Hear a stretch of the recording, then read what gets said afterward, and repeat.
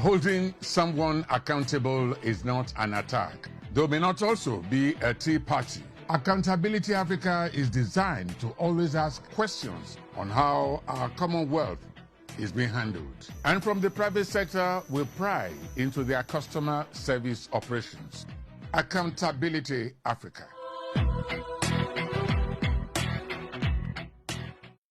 And welcome. It's a special session whereby I'll be interviewing one of the presidential aspirants in Nigeria. As you know, 2023 is a year of decision in this country, because by May 29, against all odds and opposition, Nigeria will be having a new president.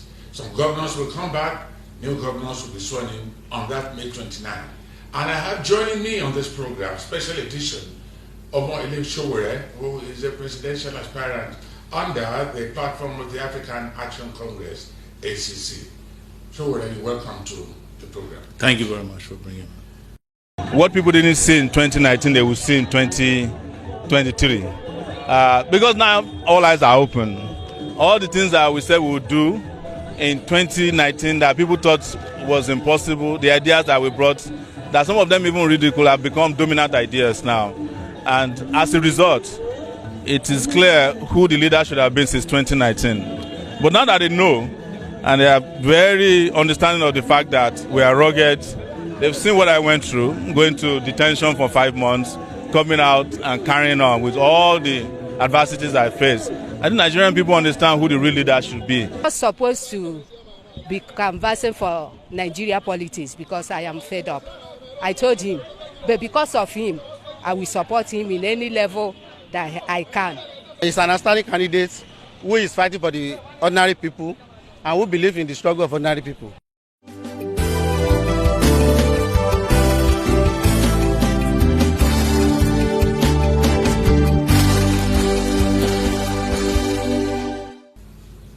We hear a lot about you, Omoyele Sowore. I don't want to tell you why we hear about you a lot. We don't need that. Yes. But then, can we meet you?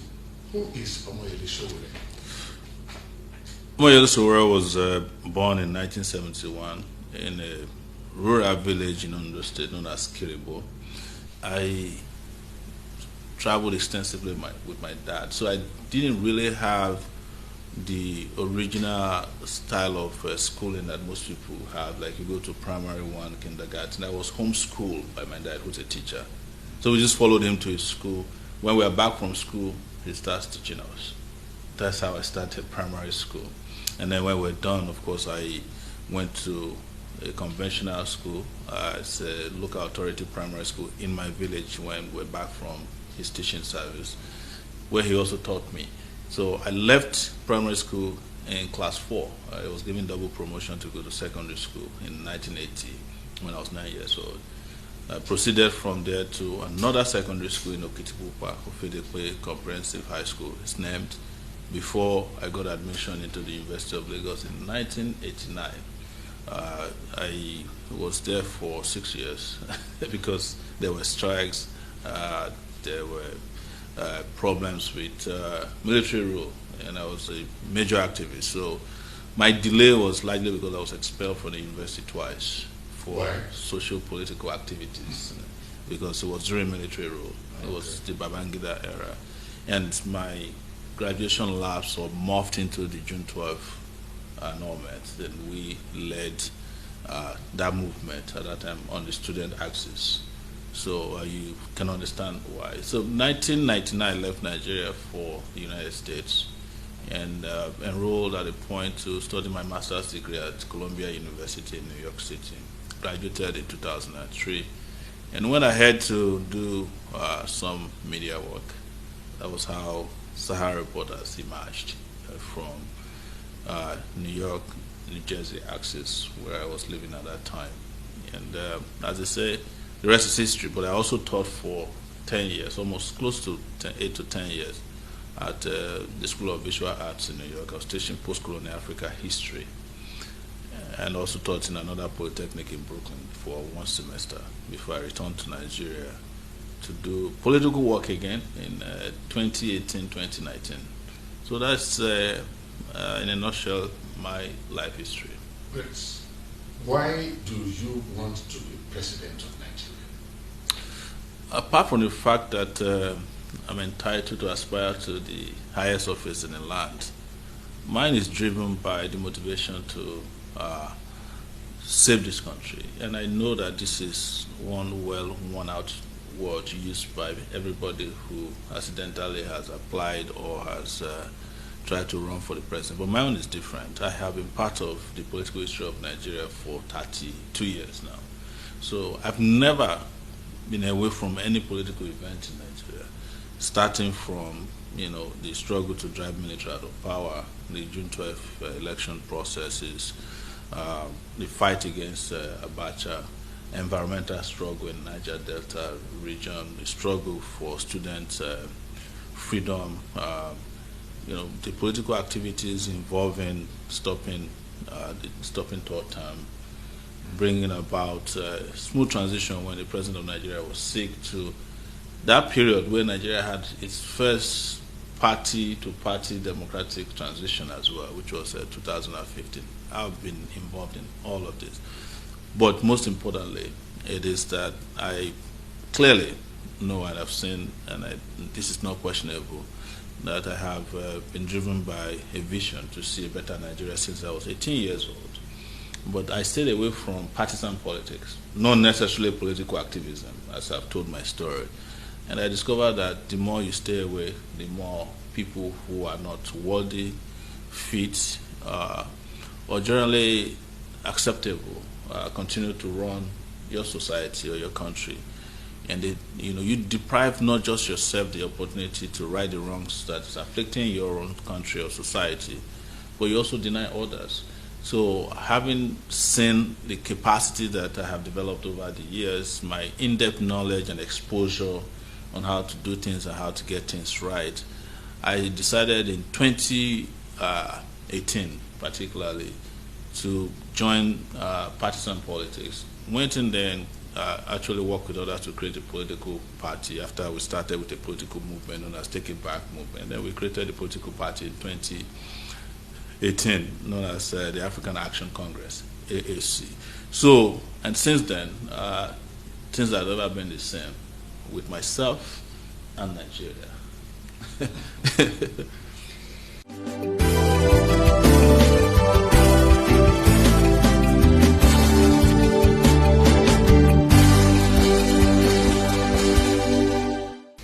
You are an activist. Yes. Are you not attempting to bulldoze your way into presidency? Altercations with too many security agencies? Or are they overdoing things, overzealous? It's not possible to bulldoze my way into the presidency. I don't have any means to plan a coup or take over government by any forceful means. What I have done is to use the tool of peaceful agitation to fight against what is wrong in our society. And it is natural that those who want to keep the status quo ante will always overdo things, either out of overzealousness or to protect their paymasters who have held the country to ransom for close to 62 years now. So I have no means to bulldoze my way. I've always only believed in democracy as a means of taking over government. And that democracy involves also people accepting and rejecting, whether at the beginning of an election or through the tenure of a government that is not working for them or in their own interest. So because I know you will ask the question very quickly about revolution now. So with regards to the security agencies, from the beginning of time, this is what they were created to do, which is to always oppress the people who ask questions so that they can protect the oppressors. And if you look at the history of Nigeria police, for instance, at the time it was called the Queen's Constabulary, at the time it was called the Northern Nigeria, at the time it was called Northern Nigeria Constabulary. At the point it was the Royal Niger Police. It was the police to a company that helped to create the country known as Nigeria today. The same thing with the army, the DSS, or the CSSS as they call them. These groups have metamorphosed over time, changed nomenclature from time to time. but their purpose remained the same, which is to oppress and suppress any form of agitation that would change the course of history in Nigeria, for the good in particular. So, back to your question again, no plans to bulldoze my way. I have no means of bulldozing my way. I've never carried a penknife in my life, talk less of a gun or any instrument of violence. This is a special interview session, and I have as my guest Omoyele Sowore, who is contesting for the high seat in the land under the platform of AAC. Once upon a time in Africa, there has been a head of state. When he was mounting that seat, people were saying it was never corrupt. At the end of the day, we discovered that he was surrounded by corrupt politicians, and apart from that, surrounded by sycophants and many sycophants who would not want to tell him the truth. Sure, I want to put it to you now. You know yourself. Yes. Have you properly assessed the people that will be with you in governance, so that at the end of the day, you don't end up like that head of state I just spoke about? You see, I would say this, and this is very important. Character is very, very important in leadership. And those you see in power, like the head of state you described, and they have developed their friends from when they're young and little. They've decided characteristically, I'm talking about character now, to surround themselves with people who only please them, who only say things they want to hear. I have never done that before. I have always maintained a very humble lifestyle. I grew up humble, I grew up poor, and it's not to be using poverty as a basis for justifying the fact that you'll be a better leader. But this is not my first position of leadership. I led students before. And before anybody cries, oh, student unionism is different from governance, let me tell you, students are the most difficult people to govern as a leader. I'm not talking about student union of today. You know about this because you also passed through the university at the time student unionism was legit and genuine. Because they're educated.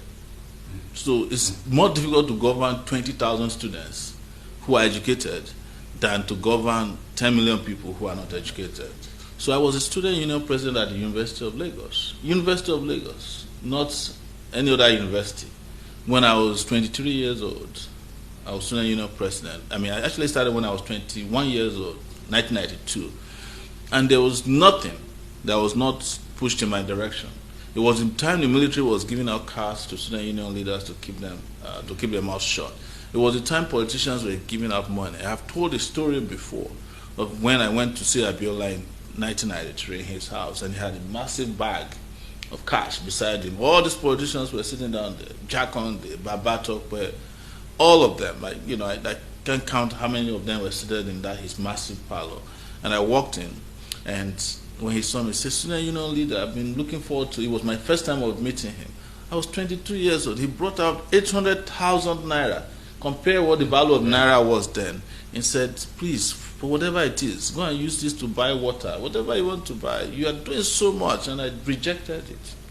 He was shocked. He told me that nobody has ever rejected money that he gave before because it's his money. It's not stolen money. It's not. I said, no. We are not here because of your money. We are here because of our future. When I was leaving, he stood up and accompanied me. Also, Chief Anthony Nahoro also stood up, and we went out, and he was like, we saw then Channels TV owner at that time, John Momo. He was almost the only person at Channels TV in 1993, and he threw out his microphone to interview Abiola, and Abiola as a student leader, come, let's stand together. The video is still alive today. You can see it online. So if I had taken his money, I don't know how he would have looked at me today. I don't know how I would have felt.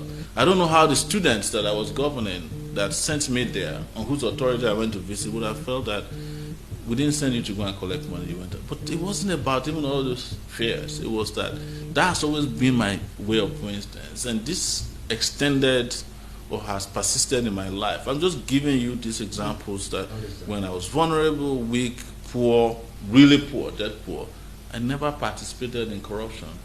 When I started Sahara Reporters, and you know this in the media, it was one of the biggest things to happen to media in this country. And money was thrown at me, come and collect this. Even legitimate ads that could come our way, we rejected. Said, we're not taking government ads. If we do, it would mean that government can ride roughshod on our work. So we rejected all that. So nobody today, 51 years of age, 32 years as an activist, some 15 to 16 years as a publisher of one of the most credible platforms in the country, global brand, can accuse me of engaging in any of these shenanigans that is well known to prevail in Nigeria today, or I've ever even met with president of this country. I've never met with the Nigerian president before, never met with a governor, except if by accident, never walked into a government house, on an appointment to see a governor. None. I can count how many governors I met, and they were probably during Chinua Achebe's lecture in the U.S., Colloquium, Amechi Ngige, Peter Obi, maybe I've never met any other activist except to just maybe pass by each other, because I don't have, I've met Fayemi before, because he was in the pro-democracy movement, but it was after he lost out the second time we met at a conference.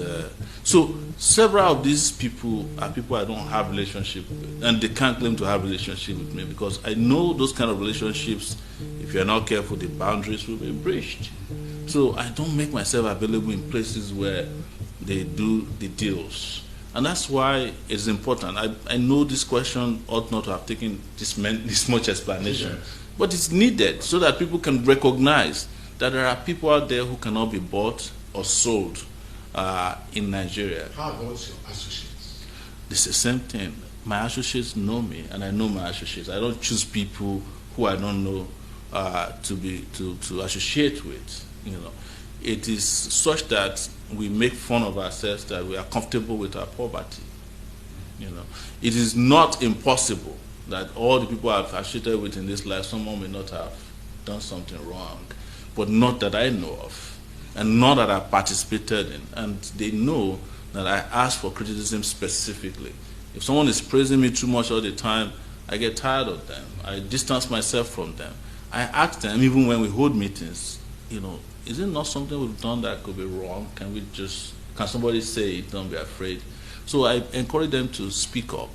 And one of our cardinal principles is to say to everybody who is associated with us that you have a fundamental right to express yourself. We don't take no oath. We don't ask somebody not to speak out. Never. We need a president in Nigeria that will roll our refineries into action. For goodness sake, this is an oil-producing country. Yes. Can we count on you?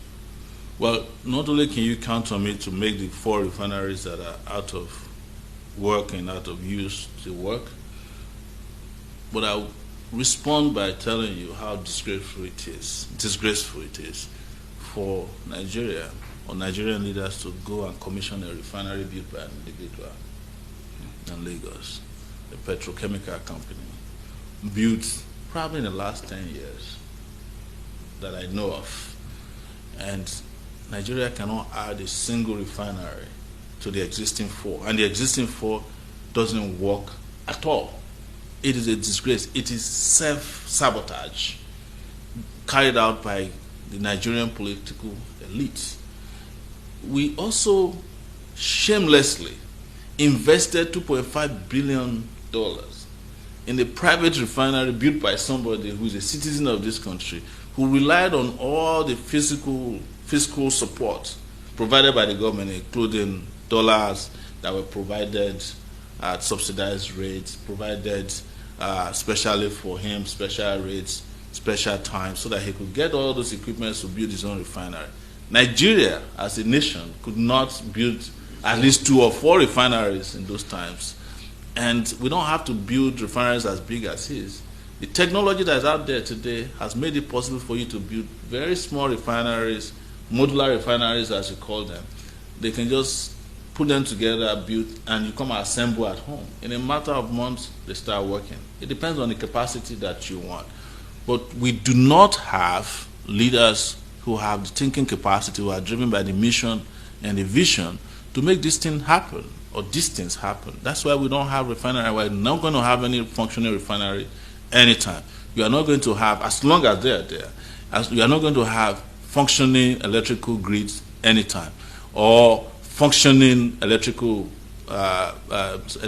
plants anytime soon, because they don't have the capacity to make new ones or make the old ones work. It's not possible. They don't have the capacity, they don't have the connection, they don't have the intellectual capacity, they don't have also the confidence of the international financial markets where the investments ought to come to make these things work. They've tried it in the past, discovered that Nigerians have just a bunch of jokers as leaders, and a lot of them have pulled out. Give you an example. There was a time a massive turbine was brought by General Electric in the U.S. And I think it was under Yar'Adua or Jonathan regime. When they got to the port, they discovered that it's a bridge that was needed to carry it to where it ought to work. By the time the bridge was built and finished, that plant had expired, the turbine. And they went back to GE and said, well, we have a contract to do this for only a period of time. That period is over. I don't think that turbine ever worked till today. And then you have plants all over the place that need gas. But they don't have gas because Nigeria is selling its gas to Europe and America, and it's not providing gas to our local plants that need them. Meanwhile, they claim that they have privatized all these plants. Plants that were built with Nigeria's sweat and money was given to individuals at giveaway prices, and now we are complaining why we don't have electricity.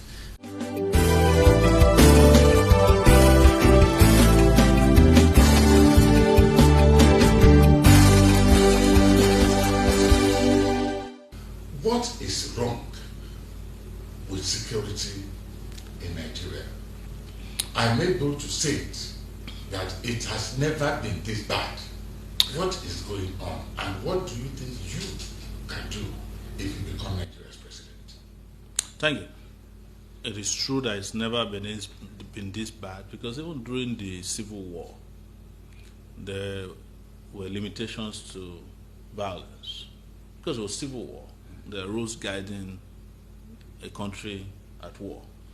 And now Nigeria is in a state of uncivil war. Civil war. Yes. No rules at play. Everybody is doing whatever they like. Because if it was civil war, if people are abducted from a train, they ought to be treated as prisoners of war.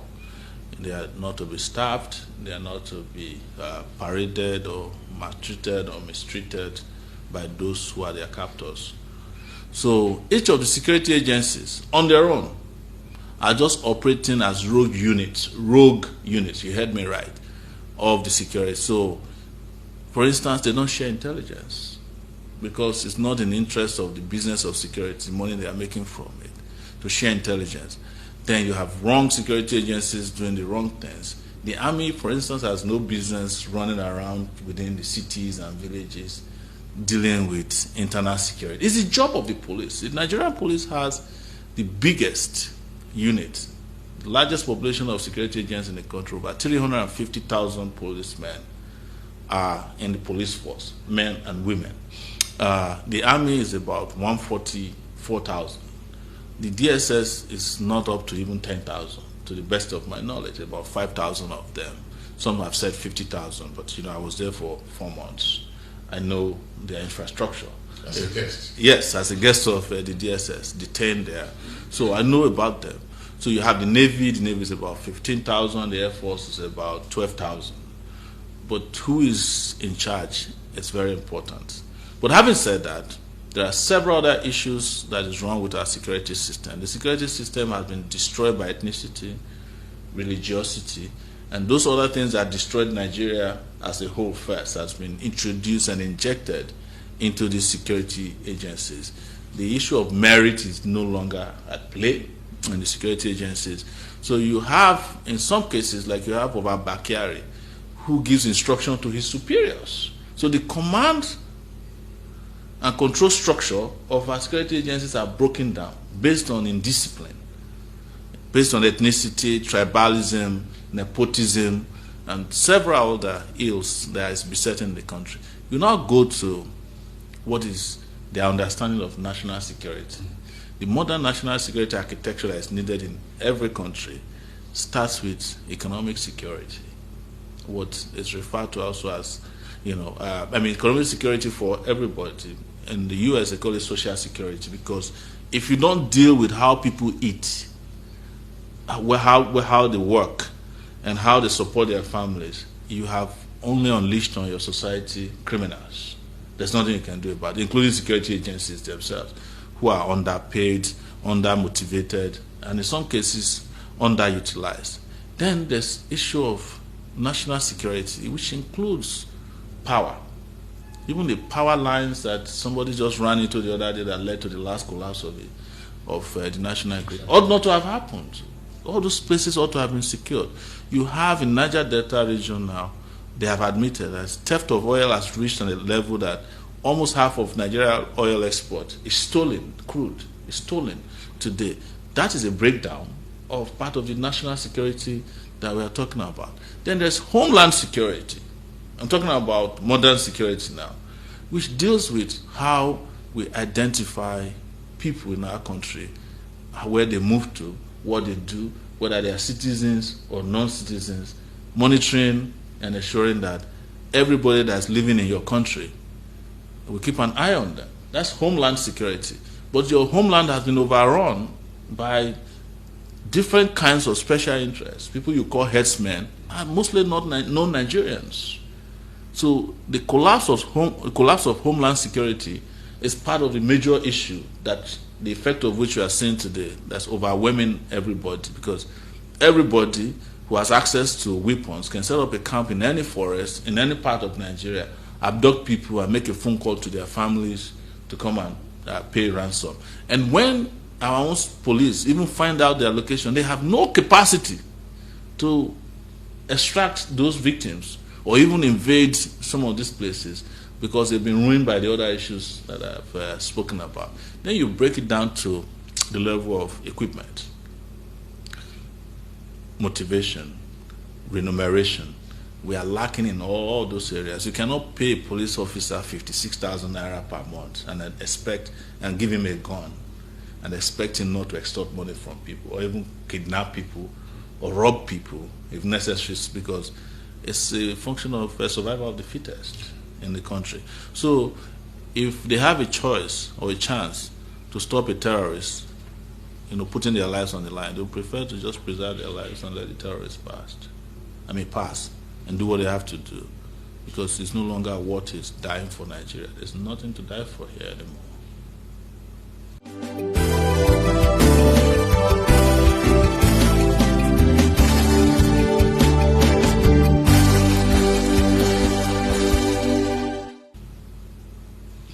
I want us to zero in. I want us to zero in on this last attack on the trade line. What went wrong? Do you have an idea? Well, I don't see any difference between a bandit and a terrorist.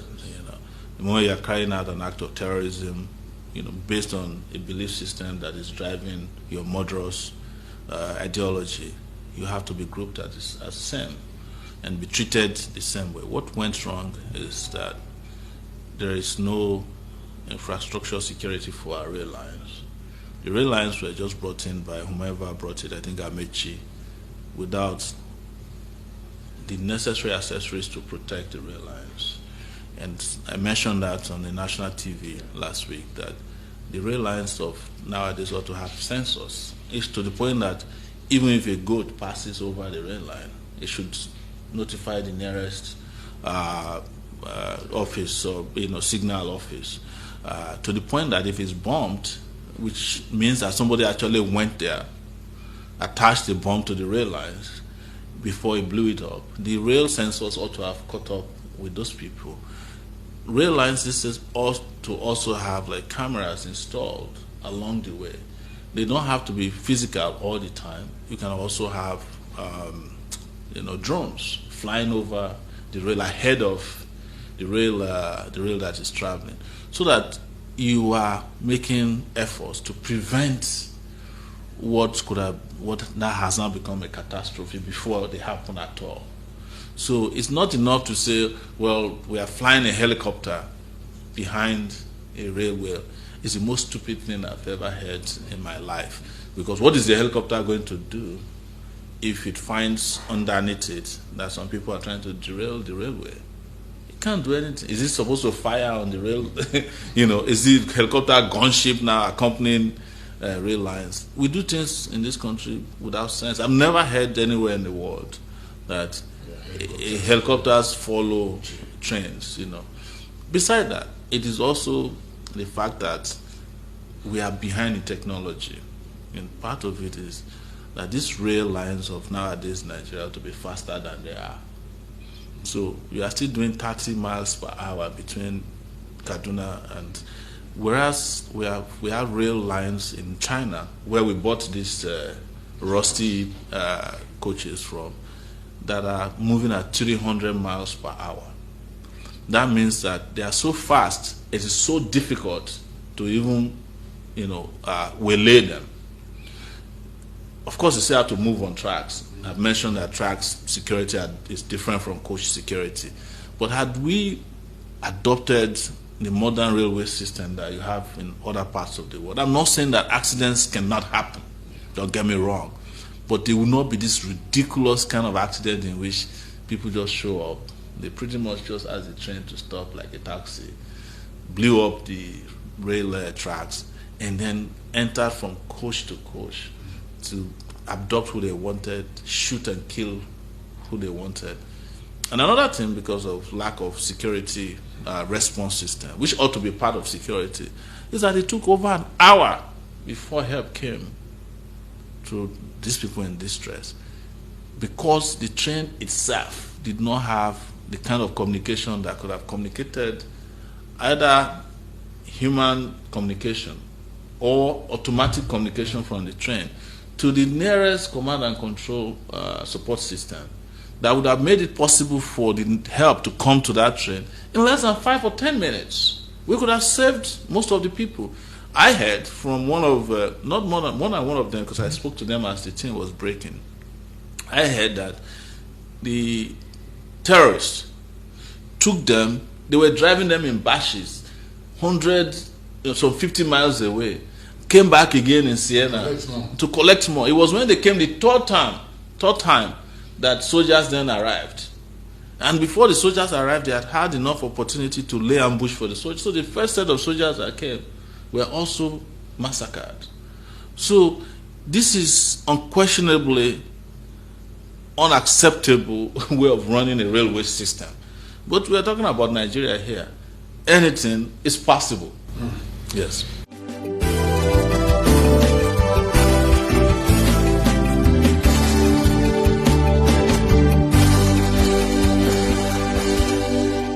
Right, so let's look at something.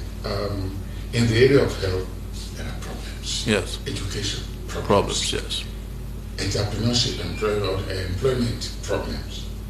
Security problems. Yes. Now, haven't you ever sat down to think that, won't I be overwhelmed if at the end of the day I become president of Nigeria with all this lorry load of problems? Yes. See, the office of the president is not just an individual who has an ambition to become president, like I've heard from some of the people contesting. The office of the president has a lot to do with it. It's sometimes the chief motivator of the country. Is the human resources manager of the country. Who's the human resource manager of the country? Is the person who goes to look for the best hands to work with him to solve these problems. What we have had in Nigeria in the last few years, or even maybe our entire life is that we've never had the right managers of people, ideas, and policies in place. I'm not talking about the propaganda of going to the World Bank to bring somebody who is secretary there, you call them an economist, and then they ruin your country, but they keep the propaganda in the newspaper that they did their best. No, we're talking about, it doesn't have to even be lousy sometimes. The reason I say so is that having lived 20 years abroad myself in the US and traveling to over 30 countries in the world, and this is not a lot of countries, but I've done some 30 countries. There's nowhere I went in the world where Nigerians are not in very powerful positions, running countries, infrastructure, banks, the healthcare sector, the medical sector, the educational higher institutions. There are countries that are almost completely being managed by Nigerians in the Caribbean. There are tunnel engineers in the UK, 6 hours away, who are responsible for the subway in the UK. Nigerians who help them design how to burrow into the ground, to put trains under it. They're all over the place, and they are willing to come back. It's the same resource or resources that India relied on to change the fortune of India. They called back everybody. It was an emergency for the leadership in India at that time. I said, if you are a system engineer, a cyber security expert, we provide the enabling environment for you to come back home. Please come home. That solves the entrepreneurial problem, because you bring it back, make them safe, provide them with electricity, automatically you generate employment. Even for people who are abroad now, anytime they invest a little at home, they employ nothing less than 20, 30 people. For those who are, let me give you an example, even just ordinarily doing fish ponds. They invest in fish ponds to, grow tilapia and catfish. They employ 30 people before you know it. So imagine if you have a country where those who have real skills can come and be parts of the private and public sector. I'm talking about Nigerians outside now. And there are Nigerians inside too, who have the knowledge to run this country the way it should be run, but they are never allowed to come near the positions of power. There was a Nigerian who was one of the people that invented the plasma TV, the TV we watch now. This I think it was in Boston, one Dr. Akinwande. He had agreed to work with the Buhari regime, I don't know in what capacity. But twice, when they were supposed to swear him in, he didn't show up. Reason, I can't bring my wife and family to be kidnapped by your people and get killed. It's not worth it. So there are tons of people like that.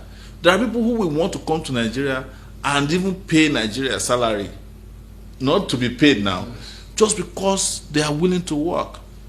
I know of doctors who have retired in the system in Europe, but who still got like 10 years to give, who have come back to Nigeria, let's help. No way. Because the system is so rotten that there's no space to do good anymore in Nigeria. So, but turn around, 34 minutes or 50 minutes away in Ghana. Ghana is benefiting not only from their diaspora, their citizens traveled abroad, but from black Americans who are also bringing investment and their skills back to Ghana, because Ghana provided them with one little thing, or maybe a few little things: peace of mind, security, electricity, that they need to do their business. And go to Ghana today, you find villages constructed by black Americans. Things that are supposed to come to Nigeria are diverted to Ghana. Grants, schools, philanthropists, and they are going to Ghana, because even the backbone of Nigerian banks are mostly in Ghana. I'm talking about their cyber backbones because of electricity. Movie producers go to Benin Republic to make movies because of electricity. Each time you go into those communities or those societies, you invest in them. How many Nigerians these days can you ask to come home for holidays? I will come. But you know that each time people come visit for holidays, they bring in their pockets dollars. And if they bring in that money, it will double what they send by Western Union. So if your country was working security, power, infrastructure, instead of getting $50 billion from the diaspora, from remittances through Western Union and other money transfer services, they would also bring in another $50 in cash into the country. But who wants to travel to Nigeria? Nobody. How close are you to Nigerians in the diaspora? I lived there for 20 years, and I touched everywhere that can legitimately be referred to as the Nigerian diaspora. I traveled extensively in Europe, in the United Kingdom. At the point I was in Scotland, I went to South Africa, Kenya. I spent time in Australia. Australia is almost 3 days by air travel. And every city I went, Perth, Sydney, and the two other cities that I traveled to had massive Nigerian populations. And these are not they are not riffraffs, these are successful Nigerians, doctors, university lecturers, or professors as you call them. In the US, of course, we are present in all the 50 states. I traveled to Brazil. I found Yoruba Orisha worshippers there. They are doing well. I traveled to a lot of Caribbean countries. I've been in Jamaica, and, I think I've been to, I've not been to Haiti, but I went to the Dominican Republic. I even went to Mexico. Mexico, of all places, and there are Nigerians there in Los Cabos before I traveled back to Nigeria and got arrested. Mexico was my last trip. So in all these places, you find amazing people, Nigerians, and everybody's complaining about the same thing: leadership, leadership, leadership. And I guarantee you, everybody wants to come home if home was an acceptable place to live for them. But they don't have a livable and lovable home.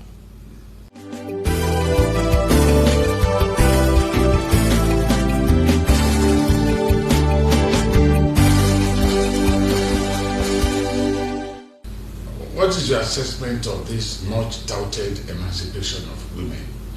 Is it relevant? It is. Okay. It's not much touted. I think women are a gender that is so oppressed and suppressed, and with all kinds of systems. Our religious system suppresses women. Our governmental system oppresses women. Our cultural system is dangerous to even their existence. So every facet of life is difficult for women in our society, especially on this side of the world, the African continent. So, but you look at it, people who are running your households are women. People who, when you are tired, motivate you are women. They are the hardest working people or gender in the world, because they have to combine the domestic work of being wives, mothers, lovers, supporters, with the work of helping you to run your society. Because so many of them have to work apart from taking their children to school, catering for them when they are sick, including catering for their husbands. And then we look at them and say to them, they are the weaker sex. There's nothing weak about women. It is men who control the world that have weakened women by ensuring that when politics started, we said they shouldn't be voting because they are not equal to us.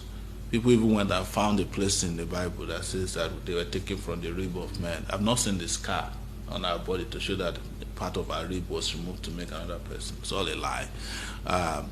But we have done everything stylishly, directly, to just ruin whatever is the little liberty that they should enjoy.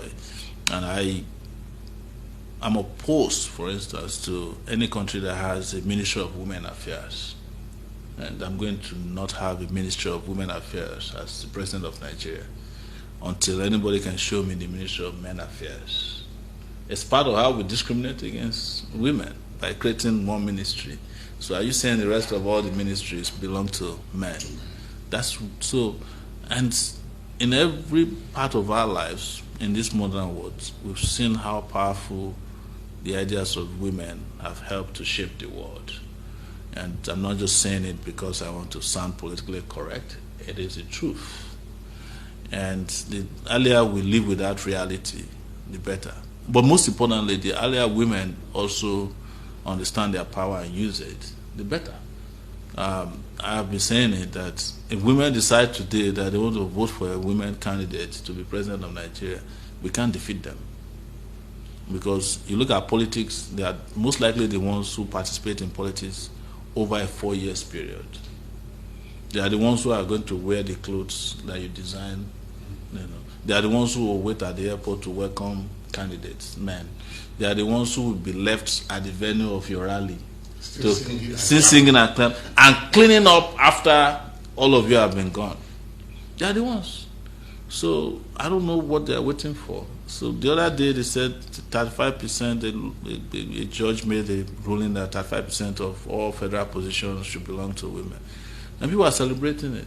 I said, what are you celebrating 35%? Why don't you go for 100%? And then we'll be dragging it with you. It's men that should be negotiating with women now for political percentages. Because by the standard of global population, there are more women in the world now than there are men. In fact, they said there are over 7 women to a man now. So, and men can't even cope anymore with the number of women that are available. So the earlier they get it right and they start exercising their political power, the better for them.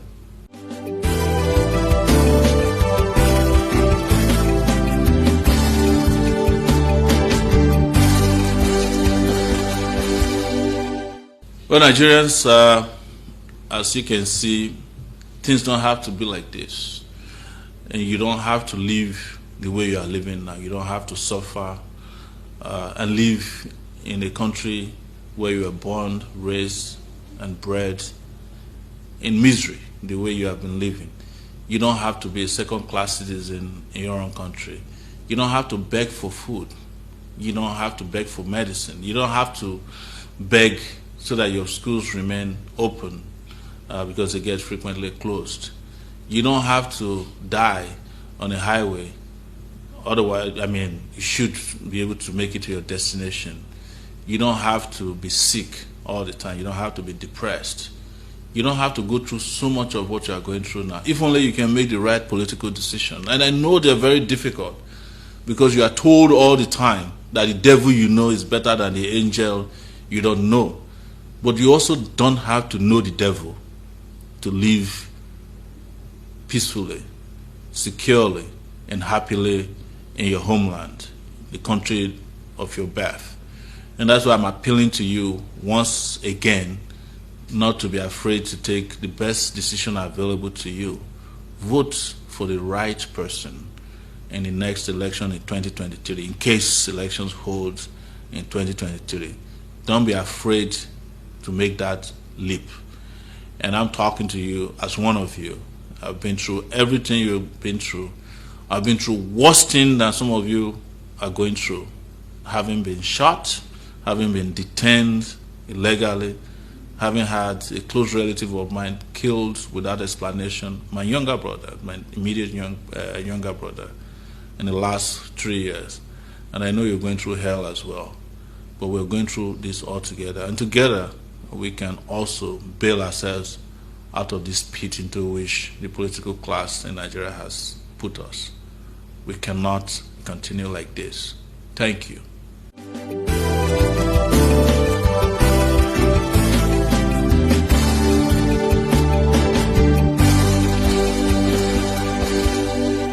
Presidential aspirant for the AAC, Omoyele Sowore, and you've heard a lot. We have met him. He's been talking about insecurity in Nigeria, emancipation of women, why they want to be Nigerian president, and many more for minutes ago. And now we want to really tell you that you go out there and choose your president. We are not here to say this is the person you should choose, but then first and foremost, have you gotten your PVCs ready? That is the number one step you need to take. I really want to thank you for being there, for having been with us for this time in this interview session with Omoyele Sowore. We hope when next we bring you another program, edition of this, you'll be there waiting. I am Ojon Bello. Thank you for watching. Bye for now.